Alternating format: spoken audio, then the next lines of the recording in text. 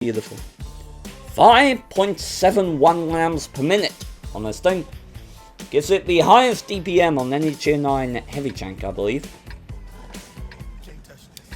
Which, just for pushing the tempo is just so good. It's so good. So, hey, we're gonna stream below while thanking right now. Do I wanna, counter, Elkazor? Hello? How are you, Fanta? You have a few chat channels open. I do indeed. Do I want to counter the enemy team's medium tank advantage or go with my heavies? Depends what my team does. I've got CDC, T30's going that way. Where's the SD1 going? SD1's going over this way. It should balance out, I think, if I go over here. Besides, this tank really doesn't play like your typical heavy. It really needs to rely on its turret armor rather than its hull armor. Hull armor of the Conqueror is really underwhelming. But the turret armor is just stupendous. Doesn't rely on armor thickness like a lot of turrets. It relies on angles, which means that no matter what the enemy fires at you, heat, APCR, amphibious landing craft, it's still not going to work because they're not going to be able to overmatch the angles, and auto-bounce angles is what this thing is about.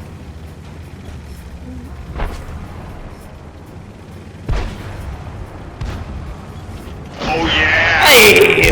Got another stream below. I will issue my thanks in a gratuitous way to you shortly, Fanta.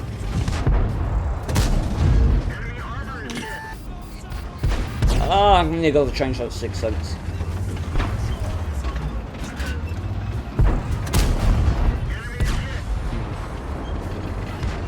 Okay, let's up the aggression a bit, shall we? We can get more out of this and then we can push harder. Ah, and there goes my Dystonia. That's nice.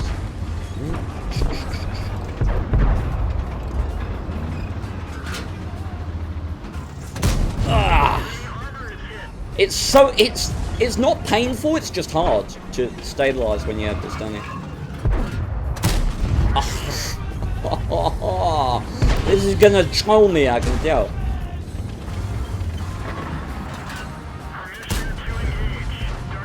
Shot that guy because he's the most likely one in the engagement to get away and have an impact in the later stage of the game. This Panther 2 is dead.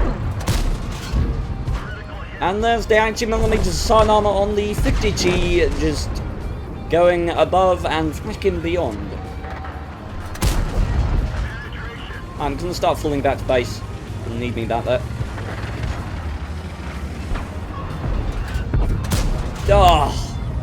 So, you're noticing that I always take the kind of hardest shots?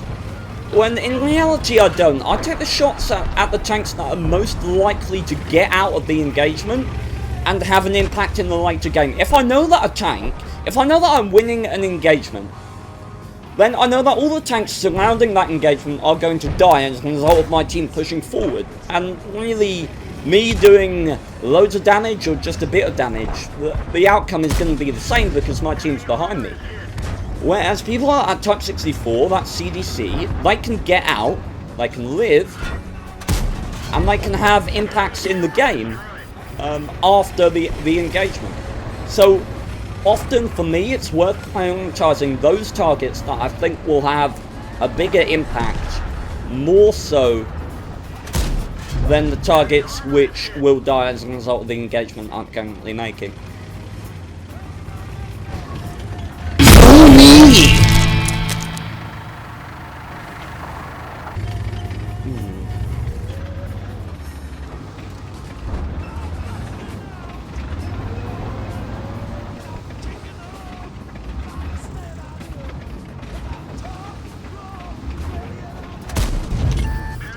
We'll target that 5120.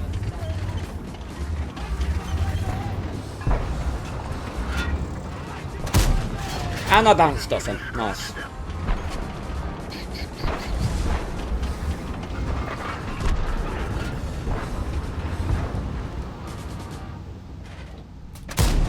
My god. Meet Tiger 2, King of Overangling. This guy has the stock gun by the looks of things. Ah, and that's why you love the Conqueror. That's why you love it. Okay, so that guy's completely reloading. I'm gonna see what I can. I've got to mount more ignition at this point. I can't sit on my ass in a full health tank here.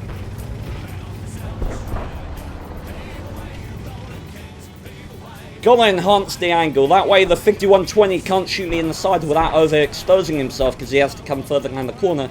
But I can get a better angle on the guys that are behind this building here.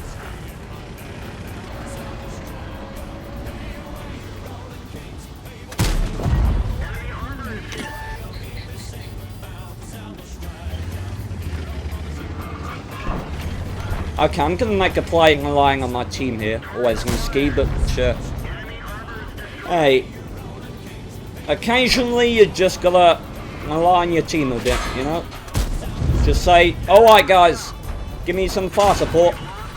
I'm going to do something kind of stupid. Are you learning why I love the Conk? Like, are you learning why I love the Conk? It's just, is it not beautiful? Is it not gorgeous? This precision that you get. It's just fabulous. Alright.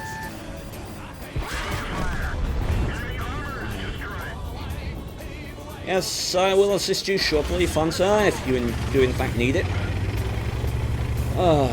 There's a Top Gun. Who knows, maybe I can get madly out of this. Unlikely, as that guy's pretty much dead already. But, hell, pretty good game. Identified where we had an advantage and where we had a disadvantage, and played quite well, I think.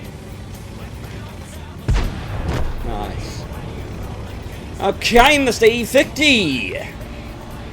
You may weigh 63 tons, you may have 150 millimeters of frontal armor, but you ain't gonna save you.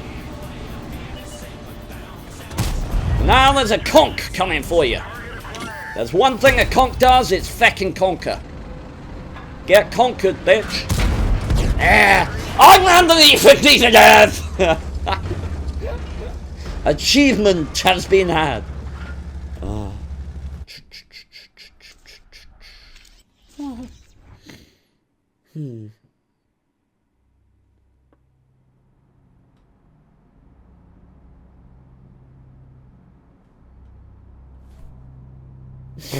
We won! We did indeed win. With a light gladly, but hell, we had a good game. Basically, all that game required was an identification. We knew that from the enemy team's lineup, they didn't have a single tier 9 heavy, that we were going to have an advantage in the 9-0 line. So if I went there, I could have won it. I could have killed that E50 and whoever else was over there. But, at the same time, we would have felt a lot more pressure on the 1-2 line. And being a top tier tank, being that tier 9 Conqueror, I know how powerful I am. So, in that situation, I decided it was more valuable for me to, instead of exploiting the advantage that I had, as I'm not in a particularly mobile tank, 34.20 kilometers an hour top speed. It is easier for me to counter a disadvantage than it is to exploit a disadvantage. You know? It's easier for me to get into a position to, you know, encounter a rush from the enemy or halt a flank from the enemy than it is for me to push another flank in the time that it would take them to exploit their advantage on the other side. So it was kind of that judgment that led me to positioning out there as well as wanting to use my tank armor. So, yeah. My word. My voice is manly. Yeah. Get busy living or get busy dying. That's damn right.